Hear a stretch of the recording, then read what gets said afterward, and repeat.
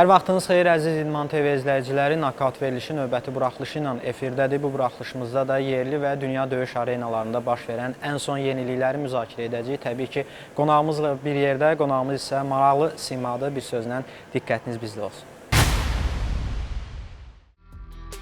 Azərbaycanlı MMA döyüşçüsü Fəridbek Əlibabazadə 1994-cü ilin 26 avqustunda Bakıda anadan olub. Əsasən 57 kiloqram çəki dərəcəsində döyüşən Fərid peşəkar karyerasında 24 döyüşə çıxıb və bunların 15-də qalib gəlib, 8-də məğlub olub və bir qarşılaşma heç-heçə başa çatıb. Fərid Əlibabazadə One Championship və Octagon Liga kimi nüfuzlu turnirlərdə çıxış edib. 23 avqust 2024-cü ildə Octagon 62 turnirində Askar Jaxşılıkova qarşı qələbə qazanaraq kəməri belinə keçirən Fərid təəssüflər olsun ki, onu Anvar Abdullayevə qarşı qoruya bilməyib və hakimlərin yekdil qərarı ilə məğlub olub. Əlibabazadə Turan FC-də Əzizbek İslamov üzərində qələbə qazanıb və bundan çox qısa müddət sonra Türkiyədə təşkil olunan ZFC liqasında Magomed Magomedovla üzə gəlib. İkinci raundda rəqibinə qalib gələn Fəridin bu son döyüşüdür. Fərid Əlibabazadə hazırda Məmməd Əliyev döyüş məktəbində hazırlıqlarını davam etdirir. O, aqressiv döyüş tərzi və güclü döyüş texnikası ilə tanınır.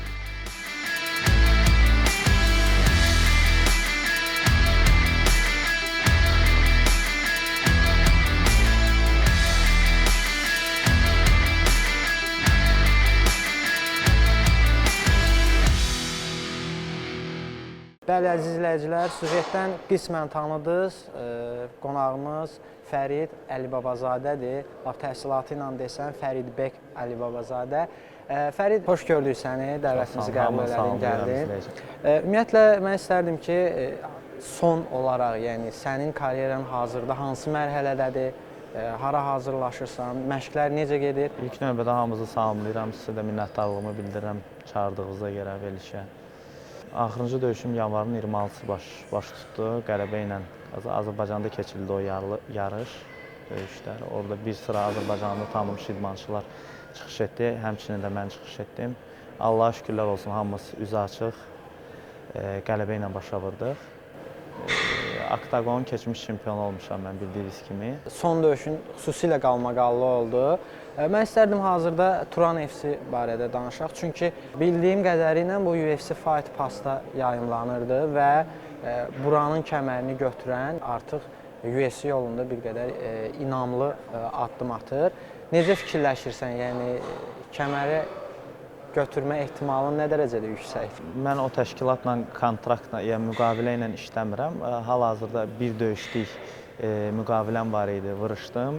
Hal-hazırda başqa təşkilatlardan mənə təkliflər var, daha böyük təşkilatlardan. Əlbəttə ki, Turan Fight təşkilatının rəhbərliyinə də uğurlar da arzu edirik. Əlbəttə, yəni təzə yaranan təşkilatdır. Özü bildiyiniz kimi Türk dünyasına, Türk dünyası üçün daha belə uğurdur. Yəni çoxlu idmançı çıxacaq, həmçinin də Azərbaycanlı idmançılar üçün yaxşı bir, necə deyim, yol açılır. Bəli. Gələk Octagona, hansı ki sən orada çempion idin və son döyüşündə kəmərvi qorumaq üçün çıxmışdın. Və rəqibin də Ənvər Abdullayev idi və döyüşü mən izlədim, çox maraqlı döyüş getdi. Kifayət qədər də müzakirə olundu. İndi sənin orada Octagondakı hərəkətlərin və orada da sənin o məşhur akrobatik hərəkətin var ki, və orada da elədin. Anvar Abdullayevlə mən Octagon təşkilatının orada elə bir müvəqqəti çempionu idim. Ənvər Abdullayev, mən avqust ayında Ənvər Abdullayevlə vuruşmalı idim. Kəməri müdafiə eləmək üçün yox, kəməri qazanmaq üçün. Onda idi o kəmər. Sadəcə olaraq o dizindən ağır zədə aldı və bir müddətlik aralandı idmandan, operasiya olundu. Səhv eləmirəmsə 6-7 aylıq idmandan uzaqlaşdı. Elə oldu ki, mənə Qazaxstanlı rəqib verdilər, Askar Jaxılıkov. O da reytingdə çox yaxşı yerlərdə qərarlaşıb. Hal-hazırda məndən sonra da bir qələbə qazandı. İndi onun sırasıdır kəmər üçün vuruşmağa. Oyla da mən hazırlaşanda çox gözəl hazırlıq keçdim. Qazaxstanda vuruşmuşdum, yerli idmançı idi Qazaxstan. 5-ci raundun axıra 10 saniyə qalmış.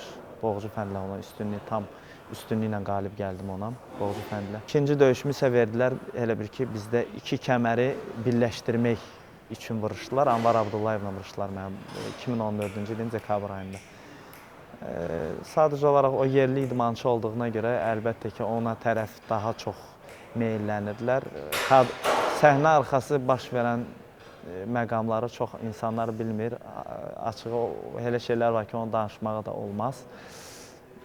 Biraz haqsızlıq da oldu. Digər ölkələrdən də yazırdılar ki, indi biz səni tanıyırıq, bilirik ki, yəni xarakter olaraq necə birisən ki, amma əksər insanlar yazırdı ki, bir qədər təkəbbür var, nə bilim, rəqibinə elə də ciddi yanaşmır. Sən özün də video paylaşdın, axır o qədər yəni sənə yazmışdılar ki. Azərbaycandan olan pərəstişkarlarımız da bizi düzgün başa düşməmişdi. Bu idman növü ümumiyyətlə promotorski idman növüdür. Yəni ki, bu olimpiya idman növlərindən tam ayrı bir cızıqdır deyərdim. Yəni burada daha çox şouya üstünlük vermək lazımdır. Düzdür, qələbə əlbəttə ki, vacibdir. Amma ki, sən tanınmağın üçün, sən qabağa getməyin üçün özünə uyğun döyüş növün olmalıdır, özünə uyğun stilistikanı olmalıdır. Həm səhnənin arxasında o media olur, döyüşə kimi çəkim mərasimi olur, media olur. Sən özünü orada nə qədər maraqlı görsətsən, bir o qədər sən maraqlı gələcəksən həm publikaya, həm böyük təşkilatlara. Yəni burada ancaq iş o deyil, çıxım, vuruşum. Düzdür, başa düşürəm. Mən özüm də yəni həyatda indi məni tanıyanlar bilir ki, yəni zarafatçılam, hamı ilə səmimiyəm, yəni təkəbbürlükdən söz belə ola bilməz. Sadəcə olaraq döyüş də olur da, biri güclü çıxır, biri zəif. Fərid, orada narazı olduğun məqamlar sən bildirdin. Hansı ki, bilet məsələsi və yaxud çəki məsələsi, digər məqamlar. Bu haqda istərdim danışardım. Açığı mən dekabr ayının 2-də təlim məşq toplanışına getmişdim. Birləşmiş Ərəb Əmirliklərinə, Dubay şəhərində təlim məşq toplanışlarında oldum. Çox güclü bir klublarda Çingiz Allazov, hamımızın tanıdığı Van FC çempionu, fəxrimiz Çingiz Allazovun klubunda, Campbell klubunda təlim məşq toplanışında əl-ayaq... Cabbargillə. Bəli, Cabbar Mustafagillə. Yəni kickboks üzrə orada hazırlaşırdım və TK MMA var. Orada da dünya şöhrətli bir klubdur. Halbuki Şarabudin Magomedov, Şarabulit kimi tanıdığımız Asxabov qardaşları, yəni bir sıra UFC döyüşçüləri məşq elədiyi bir zat. Yəni tam hazır idim döyüşə açığı. Yəni hər bir cəhətdən yaxşı idim. Sadəcə olaraq yerli idmançı olduğuna görə o Anvar Abdullayev biraz məni sıxdılar. Biletimi elə bir ki, mən dediyim vaxtda almadılar, mən çəkimi sala bilmədim. O da bildiyiniz kimi çempion döyüşlərində çəkini sala bilməyəndə, hətta reytinq döyüşlərində belə o sarı kartla çıxırsan döyüşə və avtomatik olaraq sən mənfi balla çıxırsan. Yəni avtomatik sən birinci raunda uduzmusan və sənin hətta qanararından belə 30% tuturlar. Yəni o da psixoloji adama təsir eləyir. Fərid, menecer olaraq sən hazırda yəni kiminlə işləyirsən? Əvvəl səhv etmirəmsə Cavad... Hal-hazırda da Cavad Məmmədov Galaktik Sport menecer şirkəti ilə davam edirik. O şirkətlə də müqaviləmiz var.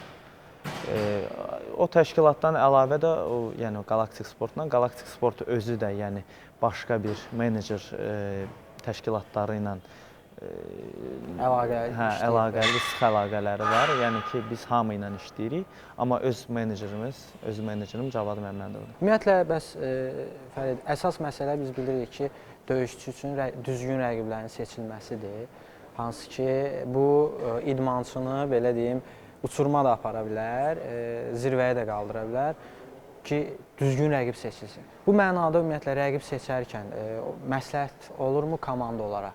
Əlbəttə, birinci növbədə düzgün analiz olmalıdır. Çünki hər idmançının özünə inamı var, o normal haldır. Hər idmançı özünə inanır. Yəni biz bu idmanda zaten ona görəyik ki, yəni güclü idmançılarla vuruşasan. Sən nə qədər güclü idmançı ilə vurursan, bir o qədər reytinqına qalxacaq, bir o qədər böyük təşkilatlardan da. Tanınacaqsan. Bəli, həm tanınmaq barəsində. Yəni, daimə zəif rəqiblə vuruşmaqla sən sadəcə statistika artırmış olur. Statistika artıracaqsan, amma yəni həm xayb baxımından tanınmayacaqsan bir idmançı kimi, həm də ki, böyük təşkilatlardan da sənə təkliflər gəlməyəcək. Şərt o deyil, sən məğlubiyyətsiz başa vurasan karyerava. Şərt odur, sən o karyerava kimlərlə, həmişə statistikaya baxanda baxırlar məğlub edilməz. Kimlərlə? Mən şəxsən döyüşçünün statistikasına baxanda, açığı deyim, yəni onun qarşılaşdığı rəqiblərə baxıram. Yəni analitikada bax elə olur. Yəni birinci növbədə menecer ona baxır, yəni idmançını yollayırlar menecerə ki, misal üçün filan təşkilatda filan idmançı ilə filan vaxtı, filan qonorar buna uyğun rəqib tapın. O menecer də o analitiklığı bacarmalıdır, yəni analiz eləməyi bacarmalıdır ki, yəni o rəqibə uyğun bir idmançı qoysun ki, döyüş baş tutanda, yəni başa-baş döyüş, yəni bir baş, iki baş üstün olmasın ondan o rəqibi. Yəni onu düzgün bacarmaq lazımdır. Ondan sonra isə onu məşqçilər bacarmalıdır. Bəs Fərid, ümumiyyətlə bu son döyüşündə, yəni Ənvər Abdullayevlə olan döyüşdə o rəqibin seçilməsi, yəni sizdən asılı mıydı, yoxsa artıq onu təşkilat özü sənin üçün yəni qarşıva qoymuşdu ki, yəni döyüşməlisən? Yox, mənim halımda açığı o məndən asılı olan bir şey deyil idi. Çünki bizi müqavilə bağlayanda təşkilatla Kimi qoyurlarsa rəqib olaraq? Ondan da əlavə biz imtina eləyə bilərik, amma imtina elədiyimiz halda mən orada çempion idim deyənə Kəmərdən də artıq imtina eləmiş. Yəni analitikada bax elə olur. Yəni birinci növbədə menecer ona baxır. Yəni idmançını yollayırlar menecerə ki, misal üçün filan təşkilatda filan idmançı ilə filan vaxtı, filan qonorar buna uyğun rəqib tapın. O menecer də o analitiklığı bacarmalıdır, yəni analiz eləməyi bacarmalıdır ki, yəni o rəqibə uyğun bir idmançı qoysun ki, döyüş baş tutanda, yəni başa-baş döyüş, yəni bir baş, iki baş üstün olmasın ondan o rəqibi.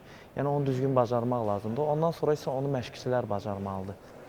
Bəs Fərid, ümumiyyətlə bu son döyüşündə, yəni Ənvər Abdullayevlə olan döyüşdə o rəqibin seçilməsi, yəni sizdən asılı mıydı, yoxsa artıq onu təşkilat özü sənin üçün yəni qarşıva qoymuşdu ki, yəni döyüşməlisən? Yox, mənim halımda açığı o məndən asılı olan bir şey deyil idi. Çünki bizi müqavilə bağlayanda təşkilatla Kimi qoyurlarsa rəqib olaraq? Ondan da əlavə biz imtina eləyə bilərik, amma imtina elədiyimiz halda mən orada çempion idim deyənə Kəmərdən də artıq imtina eləmiş var. Müvəqqəti çempion mən idim, Ənvər Abdullayev isə təşkilatın çempionu idi. O kəmər birləşmə kəməri idi. Yəni bura mütləq çıxmalıdır. Bəli, reytingdə olan bütün idmançıları həm Ənvər Abdullayev, həm də mən məğlub eləmişdim. Ona görə artıq orada idmançı da qalmamışdı vuruşmağa. Bəs yaxşı, bu problemlərin yaranmasında bəs sənin menecer komandan, ümumiyyətlə Fərid Tim deyim də belə, nə reaksiya verdi? Yəni bundan sonra həmin təşkilatla yenə müqavilə davam eləyirmi, yoxsa yəni hansı mərhələdədir sənin? Açığı o barədə çox danışmaq istəmirdim, amma qısaca deyəcəm ki, o təşkilatla artıq açığı bu döyüşdən sonra Bir qədər inciliklər artıq yarandı. İncilikdən də başqa açığı bu döyüşdən sonra hətta utduğum halda, qalib gəldiyim halda biz artıq böyük təşkilata getmək istəyirdik. Hətta mən məğlub olduğum halda mənə daha çox təklif gəldi, nəinki Ənvər Abdullayeva. Çünki baxanlar da bilir, MMA-dən başa çıxanlar da bilir ki, döyüş baxımından nəyə görə mən məğlub oldum. O iki sarı kart verildi. 4-cü, 5-ci raundda hamı bilir ki, mən Və hakim qərarı ilə məğlub oldum. Mən düşünürəm ki, açığı hakim qərarını hakimlər orada indi bilmirik, haqlarına da girməyək. Amma yəni fakt döyüşə baxanda üstünlük görünürdü ki, hansı? O 4-cü, 5-ci raunda hakimin xüsusi haqsızlığını çoxsu gördü. Hətta nəinki Azərbaycandan olan pərəstişkarlarım, orada Braziliyadan olan idmançılar var idi, Qazaxıstandan, hətta Özbək idmançıları, baxmayaraq ki, yerli idmançı ilə mən vuruşdum. Hətta Özbək idmançılar mənə yaxınlaşıb dedilər ki, çox böyük haqsızlıq elədi hakim. Yəni 4-cü, 5-ci raundda mən bildiyiniz kimi daha çox partra, grapplinga Elə sözü ona gətirəcəkdim, Fərid. Biz bilirik ki, sənin əsas bazan parterdir və elə Nadir müəllimlə, Məhəmmədlə məşq eləmisən. İndi bilmirəm, yəni sənin məşqçin kimdir? Hal-hazırda Məmmədəliyev Döyüş Klubunda da biz məşq keçirik. Hal-hazırda İbrahim müəllim, Heydər müəllim sağ olsunlar, həm dostumuzdur, bir yerdə məşq eləmişik, həm hal-hazırda məşq keçirlər mənə. Amma məni tanıyanlar bilir ki, mən neçə illərdir məşqsiz, yəni hətta kəməri udanda belə mən məşqsiz məşq eləmişim. Bu da böyük iradə tələb edir əslində. Və diqqətimi cəlb eləyən bir məqam, elə sən özün az əvvəl bildirdin ki, parterdə əsas üstünlük parterdə. Amma rəqiblərimlə çox vaxt yəni bu müşahidə olunmur. Əsasən strikingə, yəni üstünlük verirsən, ayaq üstə döyüşməyə üstünlük verirsən. Bu rəqibdən asılı olan bir şeydir. Yəni belə deyim, son silah olaraq saxlayırsan və yaxud yəni nə ilə əlaqəlidir? Udmaqdan əlavə gözəl döyüş göstərdim. Çünki bildiyiniz kimi, yenə deyirəm, o UFC ən böyük təşkilat MMA-da bildiyiniz kimi UFC-dir. One FC, yəni o top 3-lükdə olan təşkilatda One FC-də hətta mən vuruşmuşam. Hal-hazırda oradan mənə təkliflər də gəlir. Sadəcə olaraq o böyük təşkilatlardan təklif istəyirəmsə, mən o maraqlı döyüş göstərməliyəm. Çalışıram bacardığım qədər həm striking cəhətdən, yəni əl-ayaq zərbələri, onları da mükəmməlləşdirim. Həm də çalışıram özümə uyğun bir stilim olsun. Yəni stilistik olaraq hətta mənim rəqiblərim də onu deyir ki, mən stilistik olaraq çox, necə deyim, rahat rəqib deyiləm. Yəni mənə uyğunlaşmaq çox çətindir. Bu ənənəvi suallar var, xüsusilə də məsəl üçün elə MMA ekspertləri sosial şəbəkələrdə sual verirlər ki, döyüşçülərə, yəni boks yoxsa güləş və biz əslində UFC-də də izləyəndə hal-hazırda şahidi oluruq ki, yəni güləş yönümlü döyüşçülər hal-hazırda, yəni bir nömrədir. Nümunə üçün elə İslamın adını çəkmək olar. Məsəl üçün Merab var, Umar var, elə Həbib özü yəni. Top 10-luqda olan idmançılar düzdür. Güləşdən də heç bir idman növü aşağılamaq istəmirəm. Sadəcə olaraq demək istərdim ki, MMA-ya ən azı sənin güləşdən defensin olmalıdır, yəni müdafiən olmalıdır. Takedown mütləq. Güləşdən sənin nə müdafiən, nə hücumun yoxdursa, sən bu idman növündə çox güman ki, böyük uğurların, yəni nə qədər də güclü strikingin olmasa, bu idman növünün axırı burada güləş də bir neçə hissəyə bölünür. Güləşin həm grappling cəhəti, yəni jiu-jitsu, grappling partner, həm cage-də işləmək, misal üçün, o ayrı bir məşq tələb eləyir. Əksər insan bildirir ki, yəni güləş, striking və yaxud digər məqamlarda yəni döyüşçü tam hazır olmalıdır. Və son UFC-ni yəqin ki, izləyirsən döyüşlərin və Merab Umar qarşılaşmasında da yəqin ki, şahidi oldun. Texnika olaraq, yəni Umar çox hazır idi. Lakin kardio olaraq biz gördük ki, yəni Merab yəni çox ayrı leveldədir, ayrı səviyyədədir. Mən açıq o döyüşə baxanda da mən özümə görə, indi o mənim şəxsi fikrimdir, qınamasınlar. Yəni mən 50-50-yə baxırdım o döyüşə. Çünki Umar Nurmagomedov, mən belə fikirləşirəm ki, bu mənim şəxsən fikrimdir.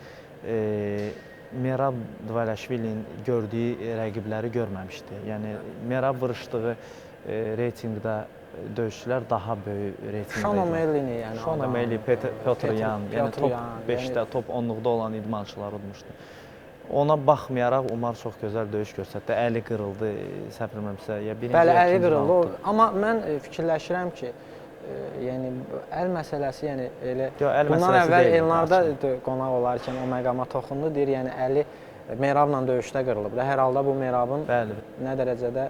Mən fikirləşmirəm ki, o əlin qırılmağı, o gedişatlı dəyişdi. Doğrudan da Merab ona kardio maşın deyirlər. Yəni ki, doğrudan da onun çox böyük bir kardio gücü var. Doğrudan, yəni çox dözümlü döyüşçüdür. Həm fiziki cəhətdən dözümlüdür, həm də Umar Nurmagomedov ona kimi güləş, özünə uyğun stildə vuruşmayıb. Stilistik olaraq bir-birlərinə uyğun rəqib deyilirlər. Sənə elə bir şans versələr ki, hal-hazırda yəni formada olan UFC döyüşçülərinin biri ilə hazırlaşacaqsan, səni hazırlaşdıracaq, onun biliyindən yararlanacaqsan. Yəni bu döyüşçü kim olar? Çox maraqlı şəxsən mənim üçün.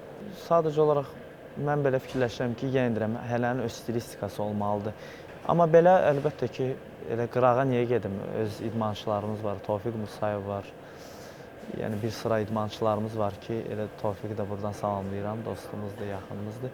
Mən məsləhətləşəndə o ilə, Babayev Akşınla, Bəxtiyar Arzumanov dostlarımızdır, yaxınlarımızdır. Onlarla məsləhətləşirəm, öz komandamla. UFC ya böyük səviyyədə vuruşan idmançılar sənə psixoloji cəhətdən nəsə bir köməklik eləyə bilər. Sən artıq özü psixoloji başlayacaqsan inanmağa ki, sən belə bir idmançılarla bir zalda məşq eləmişəm və mən artıq bu bariyeri mən belə fikirləşirəm ki, keçmişəm. Bayaq özüm Tofiqdən, Akşindən danışdım. Mən hardasa son bir neçə ildir ki, sosial şəbəkələrdə xəbərlərə baxanda görürəm ki, məsələn, bildirirlər ki, artıq filan Azərbaycanlı döyüşçü UFC-yə çıxır. Bu bariyer nə vaxt aşılacaq? O açığı bəzi tək idmanda yox, başqa sahələrdə də var. O xəbər portallarda aydın məsələdir. o başlıqları elə qoyurlar ki, yəni izləyicilər daha çox olsun. Bəli, çünki bu jurnalistlər deyim, o prosesdə heç bir iştirak eləmir. O müqavilə bağlanmağında menecerin gördüyü işlər olur ki, pərdə arxası çox işlər. İzləyicilər ancaq döyüş hissəsini görür, amma döyüşə kimi bayaqları vurğuladığım kimi ən çətin hissə o döyüşə hazırlaşmaqdır. Döyüş sadəcə 3 raund, 5 raund, ən kəmər döyüşləri 25 dəqiqə, sadə reytinq döyüşləri 15 dəqiqə çəkir. Yəni sənin döyüşə hazırlığın ən çətin pillədir. Yəni o çəki salma mərasimidir, aylarla hazırlığındır, gün ərzində 2 saat, 3 saat dayanmadan gündə 2 dəfə məşq eləməyindir. Yəni o məqamları izləyicilər görmür və jurnalistlər də həmçinin. Əslində bir neçə dəfə cəhd olunub, məsəl üçün Nəriman Abbasovun özü, yəni Dana White Contender seriyasında çıxdı. İsmail Bonsu çox güclü idmançı ilə vuruşdu. Təəssüflər olsun, məğlub oldu, amma çox xarakterli, gözəl döyüş. Yeri gəlmişkən, hazırda UFC-də ölkəmizi təmsil edən iki döyüşçüdən biri elə Nazim Sadıqov, Rafael Fiziyev qarşılaşdı. İndi hər halda iki döyüşçü var, Nazim və Rafael. Yəni açığı reallığı desək, Azərbaycan məktəbi deyirlər. Düzdür, yəni bizim həmvətənlərimizdir, canımızdır, ciyərimizdir, sevinirik öz yerində, amma istəyirik ki, bu məktəbi orada təmsil edən olsun. Məsəl üçün, çox bildirirlər ki, Dağıstanlılar bir-birlərinə dəstəkdir. Əslində, elədir də. Biz görürük ki, ümumiyyətlə, Dağıstanlı döyüşçülər orada bir-birlərinə çox dayaq olurlar. Həbib lokomotivdir, arxasınca aparır hər kəsi. Bizim idmançılarda ümumiyyətlə, o birlik, o bir-birlərinə dəstək hazırda nə dərəcədədir? Sağlam rəqabət hər yerdə olmalıdır. Yəni sadəcə olaraq yaddan çıxarmaq lazım deyil ki, yəni biz bir millətik, biz bir-birimizə dayaq olmalıyıq, harda olsa da. Sağlam rəqabət olmalıdır. Sağlam rəqabət nədir? Yarışda qarşılaşmaq, düşmənçilik yox, iminə rəqabət. Dağıstanda da o rəqabət var. Yəni bir-birlərindən yarışda qarşılaşırlar, vuruşurlar, amma döyüşdən sonra o döyüş orada olaraq da qalır. Çıxandan sonra salamlaşırlar, hamı ilə bir-birlərinə də dəstək olurlar. Yəni mən belə fikirləşirəm ki, daha çox praktika deyək də, bir-birimizin daha sıx əməkdaşlıq eləməliyik. Bir-birimizin, misal üçün, Azərbaycanda bildiyiniz kimi MMA klubları heç də az deyil. Kifayət qədər də maraq var. Yəni mən özüm videolar hazırlayıram və bizim millət döyüşkən millətdir. Sözün həqiqi mənasında. Yəni sənin o tayında hər kəs Dağıstanlıları tanıyır. Təbii ki, bu da özündən yaranmayıb. Yəni kifayət qədər Həbib başda olmaqla Dağıstanlı döyüşçü var, amma müqayisə aparsaq, yəni məktəbləri, Azərbaycan məktəbi ilə Dağıstan məktəbini, elə Gürcüstandan da məsəl üçün İlya Topuriya var, Merab var. Yəni bizim məktəb niyə bir qədər geriyə? Amma onu da vurğulayım ki, İlya Topuriya ilə Merab Dvalishvili Amerikada məşq edirlər. Gürcüstan məktəbinin yetirmələri deyirlər. Yenə də dediyim kimi sıx əməkdaşlıq eləməliyik. Yəni bir zalda, bir idman zalında, yəni daima işlədiyin rəqibinə sən idmançı olaraq artıra bilməyəcəksən. Ona görə də idmançılar həmçinin də biz yarışa hazırlaşanda təlim məşq toplanışlarına gedirik ki, başqa məktəbin keçdiyi hər müəllimin, hər məşqçinin öz metodikası var. Amma burada maddiyyat məsələsi də var. Çünki döyüşlərdən ümumiyyətlə aldığın qonorar qane edirmi indiki vəziyyətdə? Mən bu idman növündə daha çox perspektiv axtarıram, nəinki qonorar.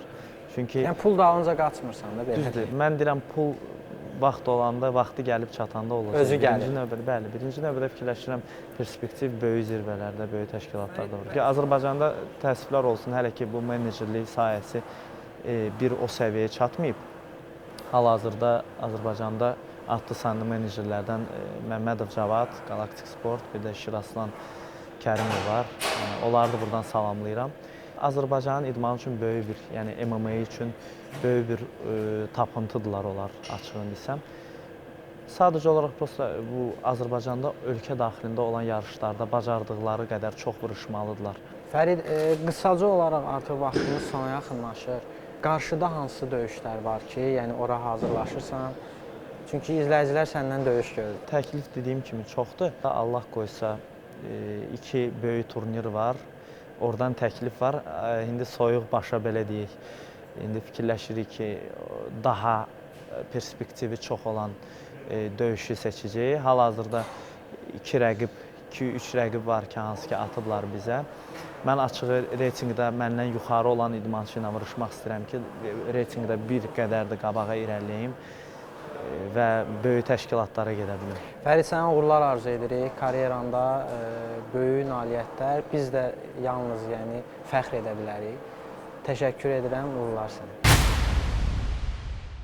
Bəli, əziz izləyicilər, nokaut verilişinin növbəti buraxılışı da burada sona çatır. Sonda isə çəkilişdə yaratdığı dəstəyə görə Forma Fitness öz təşəkkürümüzü bildiririk. Yenidən görüşmək ümidi ilə hələlik.